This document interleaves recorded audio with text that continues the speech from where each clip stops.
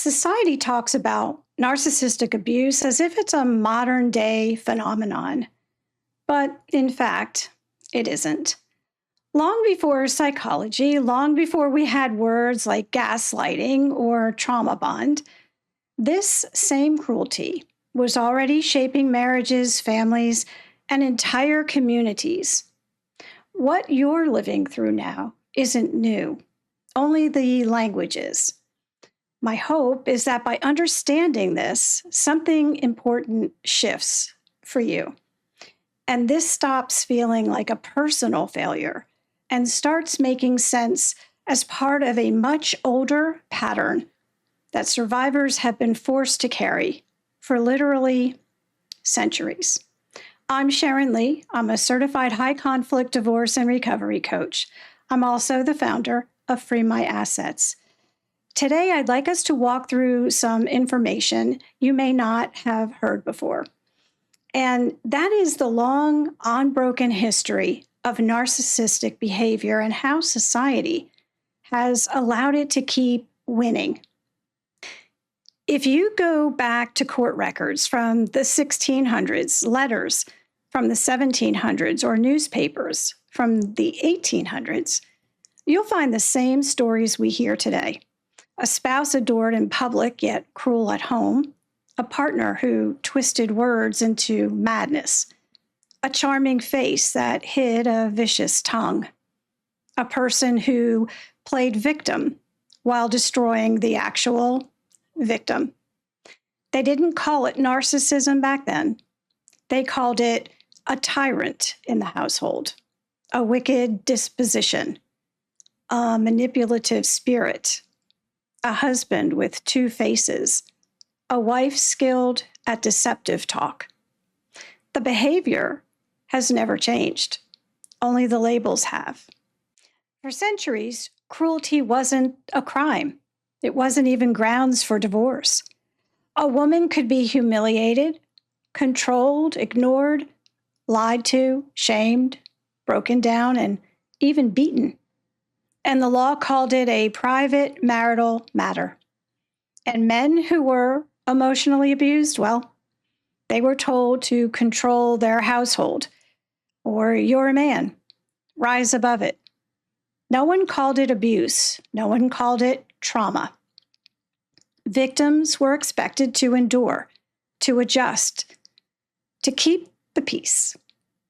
The same messages can still be heard today. Fast forward to modern courts. You can't use the word narcissist. It's considered subjective, inflammatory, and unprofessional, even though the behaviors are documented, predictable, and painfully familiar. And the family court system? Many mirror the very traits survivors are trying to escape. And this is where many survivors begin to feel like they're losing their minds because the system itself never learned how to name this kind of harm. The courts were never designed to understand what this type of abuse really does to another human being, or what it actually looks like when the abused spouse demonstrates the physical outward reactions of a person who has been methodically targeted, threatened, and tormented by an abuser. With that lack of understanding, that lack of empathy, coupled with the lack of laws designed to address toxic spousal abuse, well, is it any wonder that the system doesn't change? How many years and how many women have to pass before meaningful reform happens? And in the meantime, victims are told to process and move on, or we can't investigate that. Just co-parent, just communicate, just be civil. Why is it that survivors are told to heal while abusers walk away seemingly without any consequence? The scale has never been balanced, not in ancient villages, not in early courts, not in today's family law system. Survivors don't get justice, they get a hearing date, a case number, a list of instructions.